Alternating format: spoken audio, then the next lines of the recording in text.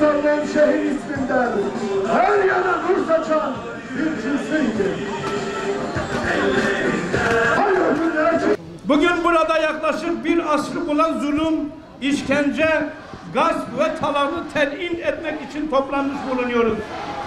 Malum olduğu üzere İsrail, Filistin halkının önce topraklarını işgal etmiş, insanlarını katletmiş, daha sonra da evlerini ellerinden alıp mülksüzleştirmiş ve öz yurdundan sürgün etmiştir.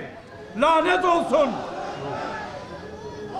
Tüm bunlar olurken maalesef hem İslam ülkeleri hem diğer dünya devletleri de bu olaylara sessiz kalmışız ve bir duyarsızlık görüyoruz. Kıymetli Şanlıurfalılar, bugün bir kez daha görüyoruz ki Siyonist mantığa sahip İsrail hükümeti hiçbir kutsal değeri ve insani hassasiyeti dikkate almaksızın masum sivil çocukları, yaşlıları, kadınları hunharca katletmektedir. Lanetlenmiş olan bu zihniyet kutsal mabetlere bile saygı duymamakta, cami, kilise, üniversite, okul ve hastane gibi savaşta dokunulması yasak olan bütün değerleri çiğnemektedirler. Lanet olsun! Öncelikle böyle bir önemli toplantıya, hak bir olaya, hak bir dava etrafında toplandığınız için hepinize teşekkür ediyorum.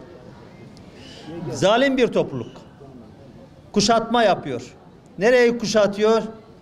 Efendim, Gazze'yi. Kim bunlar? Kendi topraklarında yaşayan insanlar. Bir annenin elinde kafatası. İşte çocuğumdan kalan bu diyor. Bir çocuk tir tir titriyor. Gözyaşları içerisinde sahipsiz. Bir yaşlı kolu bacağı kopmuş, hastaneye götürülemiyor. Anneler ağlıyor. Yaşlılar çaresiz ve dünyadan beklediğimiz şu: gelin bu zulmü durdurun derken onlar savaş gemilerini getiriyorlar.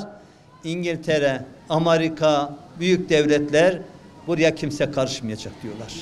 Bunlar öldürmeye devam edecek diyorlar. Neden? Neden? Aslında orada insanlar ölmüyor. Sadece insanlar ölmüyor. Orada insanlık ölüyor.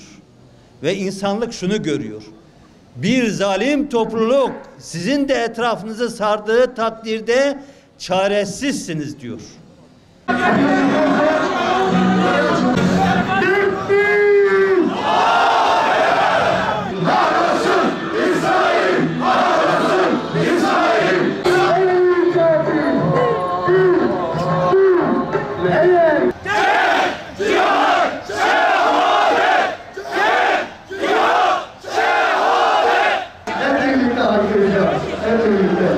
Sessizlik lütfen.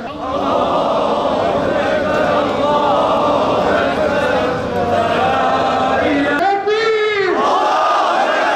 Tekbir!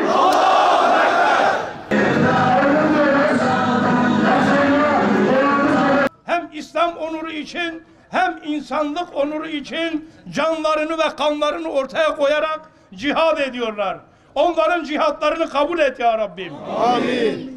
Bu yolda şehit olan şehitlerin şehadetlerini kabul et ve bize şefaatçi yap ya Rabbim. Amin. Açın, açın.